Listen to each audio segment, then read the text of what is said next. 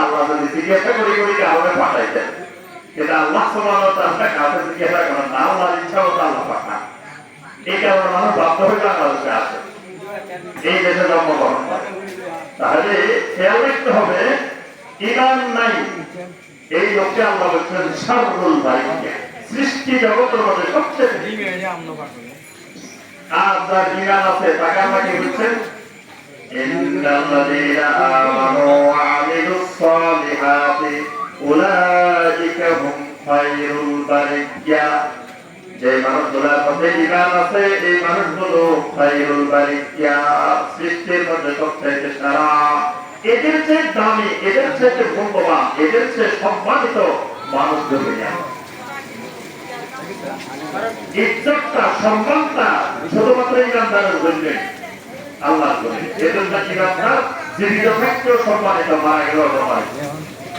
এজন্য ঈমানদার মারা গেলে তাকে কি সুন্দর করে গোপন দেওয়া হয়, ঈমানদার মারা গেলে তাকে খাটের উপরে তোলা হয়, ঈমানদার মারা গেলে তাকে কাঁধে করে জানাজার জন্য নিয়ে দেওয়া হয়, তার জানাজার সালাত হয়, তাকে কি সুন্দর করে তাকে কবরে দাফন করা হয়।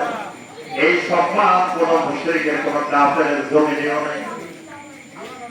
ঈমানদার জমিনেও সম্মানিত, আখিরাতেও সম্মানিত। তাহলে ঈমান আছে আমি শ্রেষ্ঠ আল্লাহর সৃষ্টি, শ্রেষ্ঠ মাখলুক।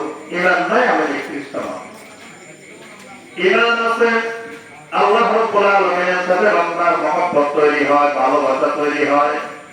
ঈমান নাই আল্লাহর সাথে বান্দার ভালোবাসা হয় না, আল্লাহ ওই বান্দাগুলোকে ভালোবাসেন না। এজন্য আল্লাহ রাসূল সাল্লাল্লাহু আলাইহি ওয়াসাল্লাম বলেন, ইন্নাল্লাহা ইউহিব্বুদ দুনিয়া মান ইউহিব্বু ওয়া মান লা ইউহিব্বু ওয়ালাকিন লা ইউতিল ঈমান ইল্লা লিমান আহাব্বা। আল্লাহ পাক যাকে ভালোবাসেন, যাকে ভালোবাসেন না, দুইজনকে আল্লাহ দুনিয়া দেন। কিন্তু দুনিয়ার টাকা পয়সা, ক্ষমতা, প্রভাব প্রতিপত্তি, আলো বাতাস পানি, আল্লাহ ঈমানদারেরাও দেন, কাফেরেরাও দেন। আল্লাহ যাকে ভালোবাসেন তাকেও দেন, যাকে ভালোবাসেন না তাকেও দেন। দুইজনই পায় দুনিয়া। কিন্তু ওয়ালাকিন লা ইউতিল ঈমান ইল্লা লিমান আহাব্বা। ঈমানটা শুধু আল্লাহ রাব্বুল আলামিন ওই মানুষগুলোকে দেন, যে মানুষগুলোকে আল্লাহ রাব্বুল আলামিন মহব্বত করেন, ভালোবাসেন। সুবহানাল্লাহ। ঈমান আছে মানে আল্লাহ রাব্বুল আলামিন ওই মানুষগুলোকে মহব্বত করেন, ভালোবাসেন।